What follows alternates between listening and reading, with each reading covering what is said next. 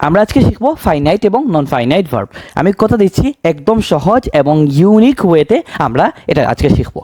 তো দেখো finite verb কি? ফাইনাইট ভার্ব হচ্ছে এমন ভার্ব যেগুলো আসলেই ভার্ব হিসাবে কাজ করে, অন্য কোনো পার্টস অফ স্পিচ হয় না। বুঝাইতে পারছি? আমি এক্সাম্পল দিব, সমস্যা নাই।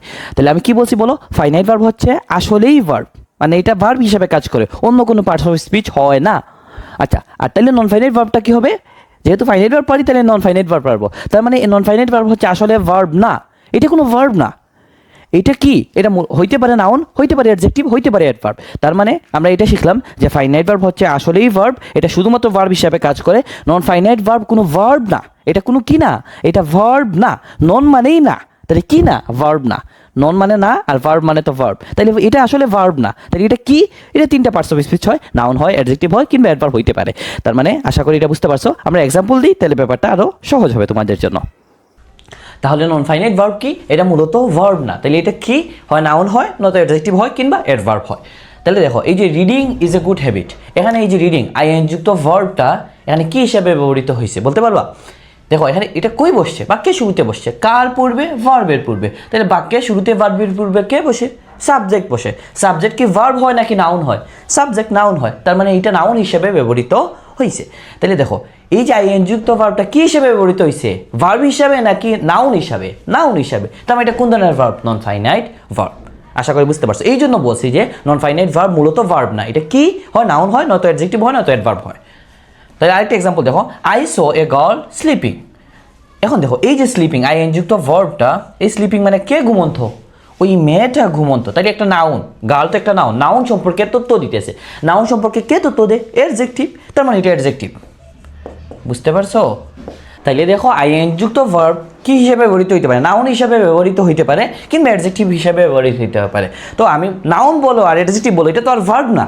যেহেতু ভার্বের বাইরে গিয়ে অন্য পার্টস অফ স্পিচ হইতেছে, সেহেতু এই আইএন যুক্ত ভার্বটা কোন ধরনের ভার্ব? Non finite verb. আশা করি বুঝাইতে পারছি। তাহলে আমি কি বলছি দেখো, নন ফাইনাইট ভার্ব হচ্ছে মূলত ভার্ব না, এটা ভার্বের বাইরে গিয়ে অন্য পার্টস অফ স্পিচ হয়। নাউন হইতে পারে, অ্যাডজেক্টিভ হইতে পারে, কিংবা অ্যাডভার্ব হইতে পারে। তাহলে দেখো, এই যে আইএন যুক্ত ভার্বটা এখানে নাউন হিসেবে ব্যবহৃত হয়েছে, এখানে অ্যাডজেক্টিভ হিসেবে ব্যবহৃত হয়েছে। তাহলে নাউন বলো আর অ্যাডজেক্টিভ বলো, দুইটাই তো ভার্ব না। যেহেতু ভার্ব না, তার মানে কোন ধরনের ভার্ব? Non finite verb. বুঝছো? তাহলে নন ফাইনাইট ভার্ব না, অন্য কোনো পার্টস অফ স্পিচ। শেষ। তারপর দেখো, দুইটা এক্সাম্পল দেয়া আছে। The broken chair is useless. তো এই যে ব্রোকেন, এটা কই থেকে আসছে? ব্রোকেন, তার মানে ভার্বের V3। এখানে ভার্বের V3টা কি হিসাবে ব্যবহৃত হয়েছে? চেয়ার একটা নাউন, নাউনের পূর্বে কে বসে? অ্যাডজেক্টিভ বসে। তার মানে এই ব্রোকেনটা কি হিসাবে কাজ করতেছে? এখানে অ্যাডজেক্টিভ হিসাবে কাজ করতেছে। তার মানে অন্যভাবে বলা যায়, দেখো এই যে চেয়ার যেটা আছে, ব্রোকেন মানে কি? ভাঙ্গা, ওই চেয়ারটা ভাঙ্গা। তাহলে এই চেয়ার সম্পর্কে তথ্য দিতেছে, তার মানে নাউন সম্পর্কে কে তথ্য দেয়? অ্যাডজেক্টিভ। ওই হিসাবেও অ্যাডজেক্টিভ। তার মানে ব্রোকেন শব্দটা নিঃসন্দেহে অ্যাডজেক্টিভ, এটা নিয়ে আমাদের কোনো কনফিউশন নাই। তাহলে দেখো, এই যে ভার্বের V3টা কি হিসেবে ব্যবহৃত হয়েছে? অ্যাডজেক্টিভ। তার মানে ভার্বের বাইরে গিয়ে যদি অন্য কোনো পার্টস অফ স্পিচ হয়, তাহলে এটা কি? নন ফাইনাইট ভার্ব। তার মানে ভার্বের V3 কোন ধরনের ভার্ব? Non finite verb. কেন? কারণ এটা অ্যাডজেক্টিভ হিসেবে ব্যবহৃত হইতে পারে, সেই জন্য। বুঝতে পারছো? আরেকটা এক্সাম্পল দেখো, I found a torn page in the book. তার মানে কি? টর্ন শব্দটা কই থেকে আসছে? টর্ন মানে সিরা।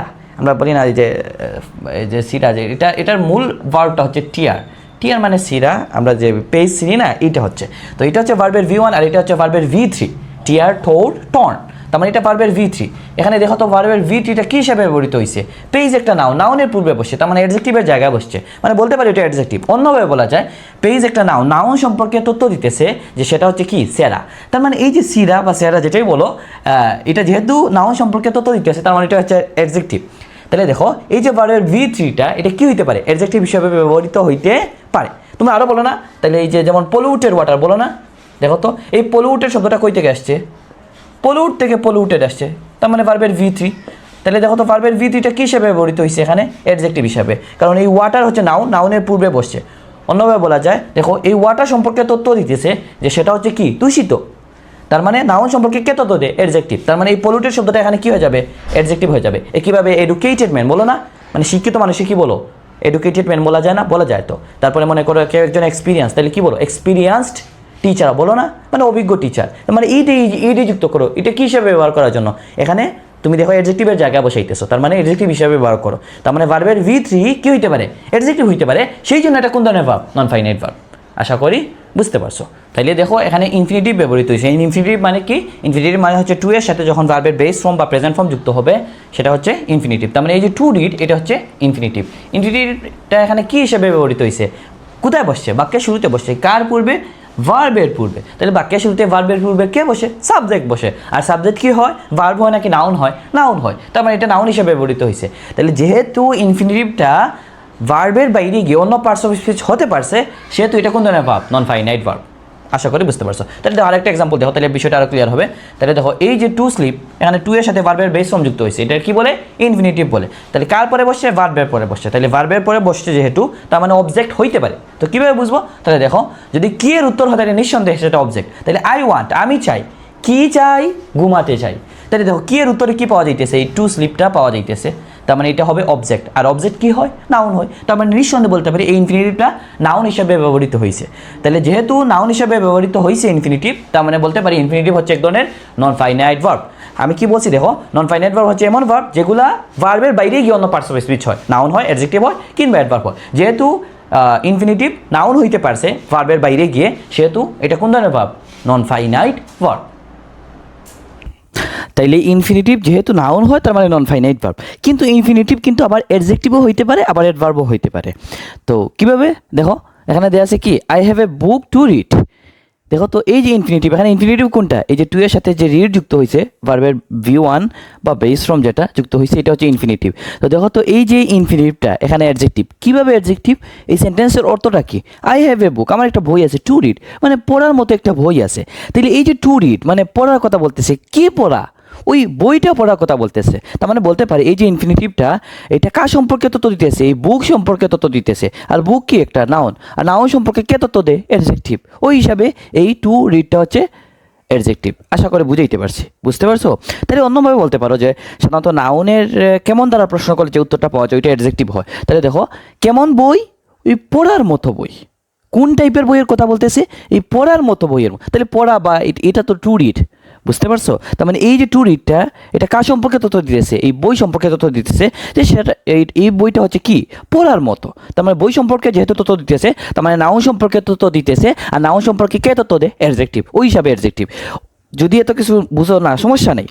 মনে রাখবা নাউনের পরে যদি বসে তাহলে ওটা নিঃসন্দেহে কোনো ইনফিনিটিভ যদি বসে তাহলে ওটা নিঃসন্দেহে অ্যাডজেক্টিভ। তার মানে এই যে টু রিডটা হচ্ছে এখানে অ্যাডজেক্টিভ। আশা করি বুঝাইতে পারছি। তার মানে দেখো ইনফিনিটিভটা কী হিসাবে কাজ করতে পারে? অ্যাডজেক্টিভ হিসাবে কাজ করতে পারে। আগে শিখছি ইনফিনিটিভ নাউন হিসাবে কীভাবে কাজ করে, এখন দেখলাম অ্যাডজেক্টিভ হিসাবে। আরেকটা এক্সাম্পল দেখো তাহলে আরেকটু ক্লিয়ার হবে। আই হ্যাভ মেনি প্রবলেমস, আমার অনেকগুলো প্রবলেম আছে। টু সলভ মানে যেগুলো কী করা যাবে, মানে সলভ করার মতো অনেকগুলো প্রবলেম আছে, এটা বলছে। তাহলে ইনফিনিটিভটা কই? এই টু সলভটা হচ্ছে এখানে ইনফিনিটিভ। আচ্ছা তাহলে দেখো তো মানে এখানে কি বলতেছে? আমার অনেকগুলো প্রবলেম আছে সলভ করার মতো। তাহলে প্রবলেমের কথা বলতেছে, যে প্রবলেমগুলো কি করা যাবে? সলভ করা যাবে এমন প্রবলেমের কথা বলতেছে। তাহলে সলভ দ্বারা কি সলভের কথা বলতেছে? এই প্রবলেমগুলো সলভ করার কথা বলতেছে। আর প্রবলেম শব্দটা কোন পার্টস অফ স্পিচ? নাউন। এই প্রবলেম শব্দটা যে নাউন এটা বোঝা যায় কীভাবে? কারণ এস যুক্ত হয়েছে। সাধারণত নাউনের সাথে এস যুক্ত হইতে পারে। অন্যভাবে বলা যায় প্রবলেম থেকে প্রবলেমস হয়, যেহেতু প্লুরাল হয় তার মানে নাউন, এভাবে বলতে পারি। তার মানে দেখো এই যে সলভ মানে কি সলভের কথা বলতেছে? এই প্রবলেম সলভের কথা বলতেছে। তার মানে নাউন সম্পর্কে তথ্য দিতেছে। তার মানে এটা কি হয়ে যাবে? এই ইনফিনিটিভটা এখানে অ্যাডজেক্টিভের মতো কাজ করতেছে। যেহেতু অ্যাডজেক্টিভ তার মানে এটা কি হবে? নন ফাইনাইট ভার্ব। আমি কি বলছি যে নাউনের বাইরে গিয়ে যখন অন্য কোনো পার্টস অফ স্পিচ হয় তাহলে ওটা নিঃসন্দেহে কোন ধরনের ভার্ব? Non finite verb. তাহলে যেহেতু ইনফিনিটিভ এখানে কি হিসাবে কাজ করতেছে? অ্যাডজেক্টিভ হিসাবে কাজ করতেছে।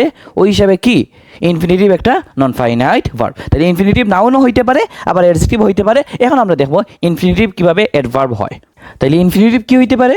অ্যাডভার্বও হইতে পারে। কিভাবে? উই ওয়েন্ট দেয়ার, আমরা সেখানে গিয়েছিলাম। টু মিট, মিট করার জন্য বা মিট করার উদ্দেশ্যেই আমরা এখানে কি করছিলাম? গিয়েছিলাম, ওই রকম। তাহলে দেখো এখানে ইনফিনিটিভটা কই? এই টু মিটটা হচ্ছে এখানে ইনফিনিটিভ। তাহলে দেখো এই যে ইনফিনিটিভ তারা কি বুঝাইতেছে? যখন উদ্দেশ্য বোঝায় তখন সেটা অ্যাডভার্ব হয়। তাহলে দেখো উই ওয়েন্ট দেয়ার, আমরা সেখানে গিয়েছিলাম। কেন গিয়েছিলাম বা কোন উদ্দেশ্যে গিয়েছিলাম? টু মিট, বুঝতে পারছো? তার মানে দেখো আমাদের উদ্দেশ্যটা বুঝাইতেছে, বা কেন দ্বারা প্রশ্ন করলে উত্তরটা পাওয়া যাইতেছে। তার মানে কেন দ্বারা প্রশ্ন করলে উদ্দেশ্যটাই পাওয়া যায়, মানে উদ্দেশ্যটা বুঝাইতেছে। আমাদের উদ্দেশ্যটা কি ছিল? যাতে সাক্ষাৎ করা, মিট করা। তার মানে এই যে যেহেতু উদ্দেশ্য বুঝাইতেছে তার মানে এই ইনফিনিটিভটা কি অ্যাডভার্ব, যে উদ্দেশ্য বোঝায় সেটা অ্যাডভার্ব হয়, তার মানে এটা হচ্ছে অ্যাডভার্ব, তার মানে ইনফিনিটিভ কি হিসাবে কাজ করতে পারে, অ্যাডভার্ব হিসাবে কাজ করতে পারে, সেই জন্য এটা হচ্ছে নন ফাইনাইট ভার্ব। এখন ধর আরেকটা এক্সাম্পল, শি ওয়ার্স গ্লাসেস, মানে কি সে ওয়ার মানে পরে গ্লাসেস পরে কিসের জন্য, টু সি, কারে দেখার জন্য।